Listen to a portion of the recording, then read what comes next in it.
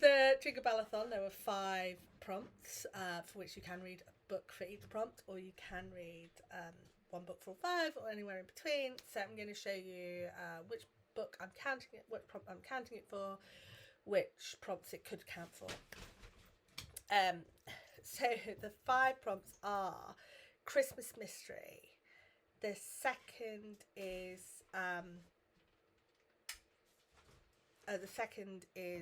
Gifts on the Cover, Adaptation, Word Christmas in the cover, in the title, and Wrapped Book.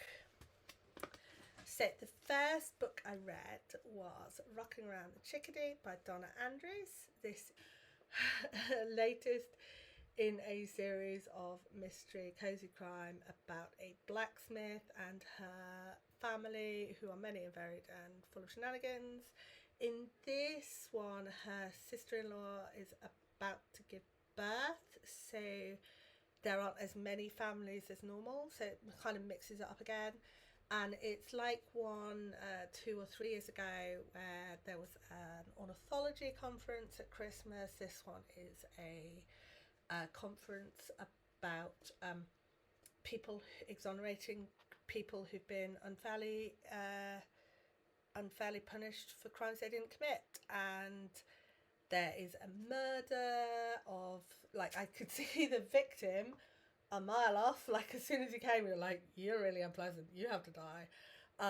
But yeah, no, it was, there were twists, there were turns, I didn't see the ending coming. I love all the political nuances around it.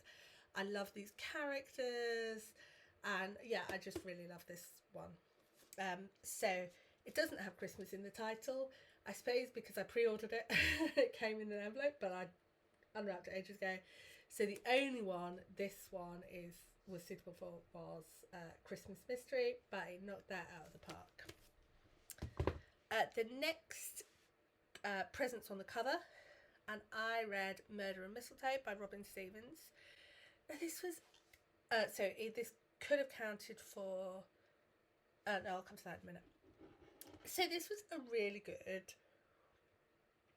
middle grade mystery set at Christmas, historical, like it's got all this stuff going on. She's got a really historically accurate background, but the problem is whenever you read a book that's set somewhere you've lived or you know really well, it can be quite jarring. So in this one, she has a college called Magdalen. Fine. There's a college called Magdalen in Cambridge, and it was geographically in the wrong place for that, so I kept having to check back to the map, like, what? How does that geography work? But she's like, I named this Magdalen after Magdalen College, Oxford. And I'm like, you understand that, okay, I understand you're more familiar with Magdalen College, Oxford, but do you know that there's Magdalen College, Cambridge? Or are you just like... And so I spent half the book thinking about that instead of all the lovely, lovely writing. So next edition, please, if you're watching this, please add a... And also there's one called that in Cambridge, and no, it's a coincidence. It's not the same place. But other than that, it was a brilliant book, and if you're not going to get tripped up by little details like that, because I always get tripped up by little small world details. So the I've just seen that it's not on my shelf. It's in my calendar. Like the Emily Wilde book, where I got so tripped up in Cambridge not working like Cambridge does. And other people are like, you're not tripped up by Fairyland? I'm like, no, because you make your own rules for Fairyland. You don't make your own rules for Cambridge. But yeah, so now I've talked about that way more than it was really deserved. But the book is really lovely. It's got some really lovely characters. It's got some really lovely interactions. It has some really lovely... Actually, mostly Cambridge does work the way it should work. It's just that Magdalen is in a different place. That's the only difference. And yeah, no, it's perfect. It's perfect, really. If you like middle grade mysteries, and I can't imagine you're watching this and you don't, because I'm limited in imagination. That's why. I love watching book videos of people who read books I'd never pick up, because I love their enthusiasm. So yeah. Anyway, so Murder and Mistletoe, and that was for Presents on the Cover, was the prompt I read it for, but it would also work for Christmas Mystery. I, it's got mistletoe in the title. Yeah, it doesn't really have Christmas in the title, and I don't believe there's an adaptation. So the next was book with an adaptation, and I read A Boy Called Christmas by Matt Haig. And I watched A Boy Called Christmas by Matt Haig, which was really lovely. I really, really loved the book, no notes. But there was just something weird. Like in the book, he's called Christmas because he's born on Christmas Day.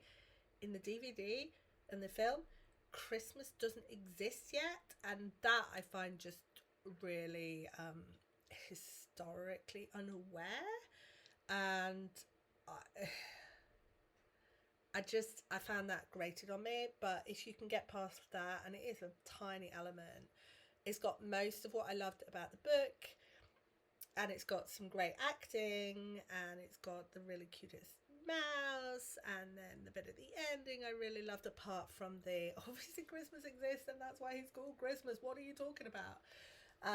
But yeah, it's got some scary bits, it's got some tension, it's got lots of happiness and elves, and it's set in Finland, and it's funny. There were a couple of times when I laughed out loud, and it's just everything I hoped it would be.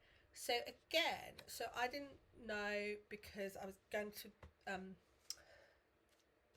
to read this on ebook, so I only looked at the front cover, but it does actually on the back have pictures of presents on, so it doesn't really have a mystery as such. Like his dad kind of goes on a quest at the beginning, and then he has to chase him to get back, and then there's a kidnapped elf and he has to get the elf back, so it's not really a mystery as such because you kind of know what's going on. But there is a quest, so I guess that could count as Christmas mystery. It's got Christmas in the title, it's got presents. I borrowed it from the toy library in the end, so it did come in a box which I unwrapped, so it could have fit for any of my prompts.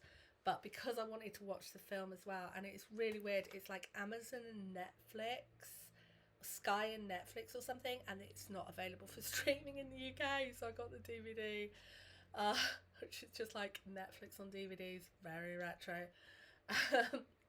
But because I wanted to watch it as well, so that's why I wanted to read it for that prompt.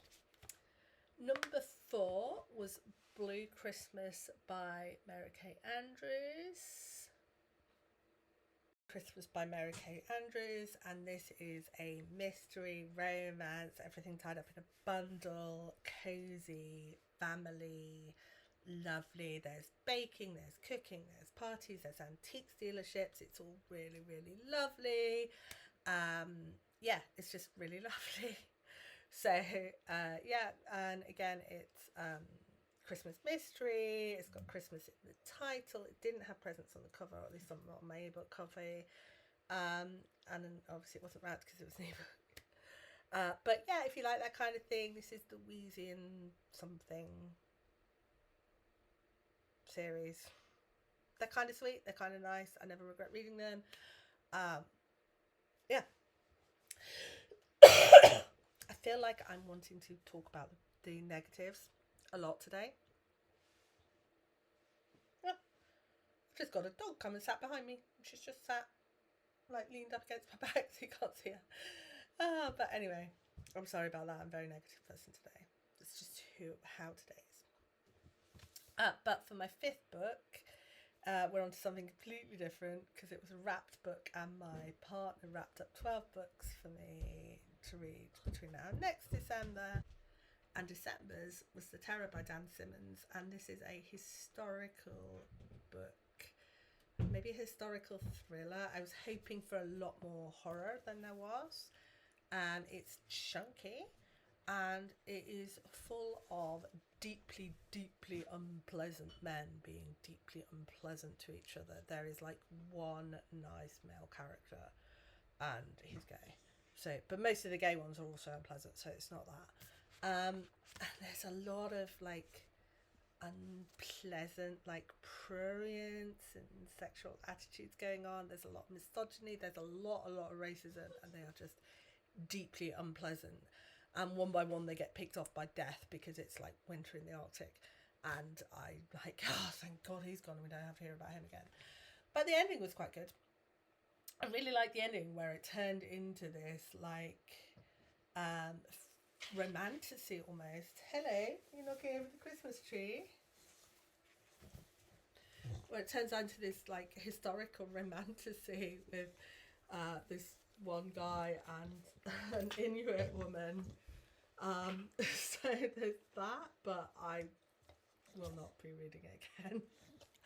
And it is cold and because it's in the Arctic. But it's not really Christmassy, Hanukkah-y, this kind of festival-y kind of deal. But it was wrapped. Okay, so we would like to wish you a very happy whatever you're celebrating right now. Wouldn't we, my darling? And I will see you soon. Bye.